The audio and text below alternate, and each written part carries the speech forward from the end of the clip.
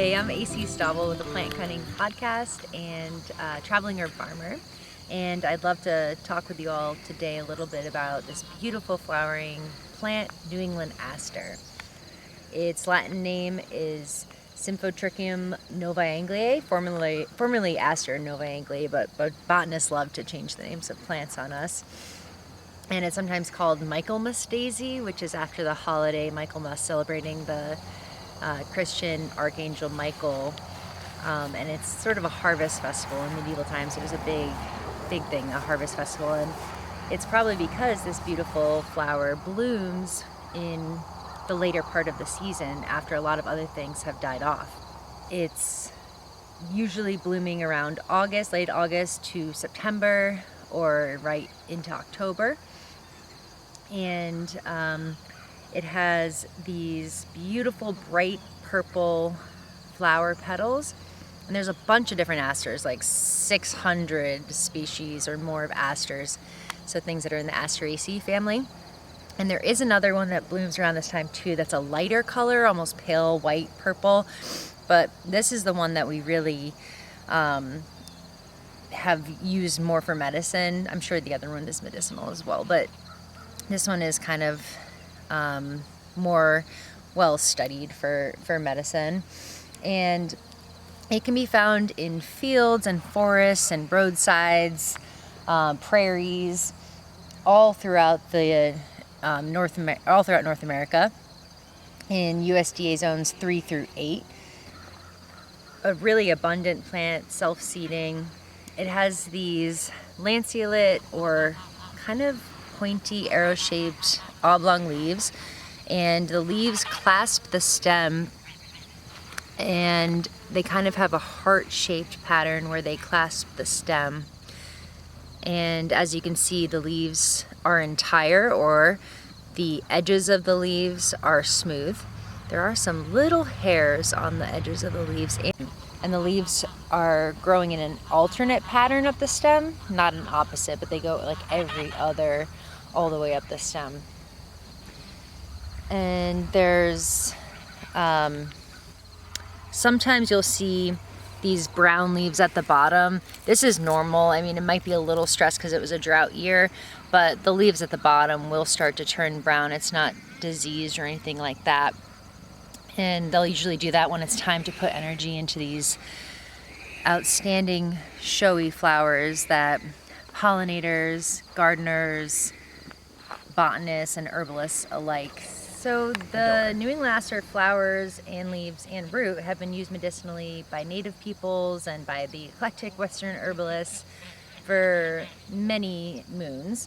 However, it's kind of fell out of use more in recent years and has become more of like a garden plant for pollinators. But herbalist Jim McDonald out of Michigan has popularized it in recent years, especially as a lung tonic and a relaxing lung tonic. I learned about it from Amanda David, who's an herbalist in Ithaca, who also has an herb school and Bramble Herb Shop there, and she likes to use it most for hacky whooping cough type of a situation, especially in children or for people with asthma. And it can be used daily in the case of asthma as just a lung tonic that helps to reduce the need for a fast-acting inhaler or Advair, and it can be used in the case of colds or flus to open up the lungs and to help with creating a more productive cough rather than just this spasmodic cough, because it's actually relaxing to the lungs and can help in conjunction with something like lobelia in reducing that like spasmodic feeling, like the need to cough like without really getting much up. So the flowers of New England Aster are super resinous and slightly astringent. They kind of make your mouth a little bit dry when you chew on them.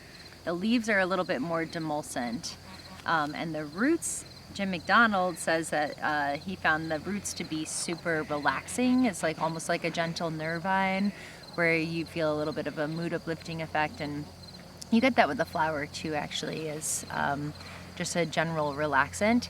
So some of the ways that you can use the plant as medicine is to harvest the flowering tops, and you can tincture them or you can infuse them in glycerin or honey, and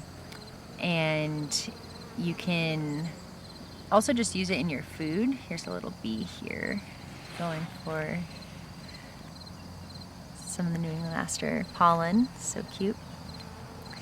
You could pull off some of the petals fresh and put it on your eggs in the morning or on soups or rice. I think it would be a lovely infused honey, though I haven't done that yet. I imagine it in honey would be lovely. And as a tea, you can use it as well, but just know that when you harvest it, it will go to seed, or it'll become papacy, like the way that a dandelion flower turns to a puffball.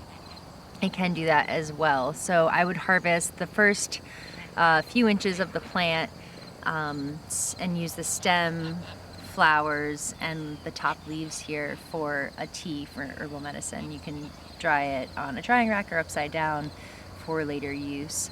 But primarily I end up using the tincture the most for my own personal use. For asthma, I put it in my asthma blend, or for cold and flu blend, or for children with hacky whooping cough. And yeah, it's been a really wonderful herb to have on hand and to explore the uses of. So thank you for exploring it with me, and thanks for listening. And tune in more for more herbal medicine tips and gardening tips here at the Plant Cunning channel. Oh, and thank you for liking and subscribing and sharing with your friends. It really helps, and thanks for listening. Bye.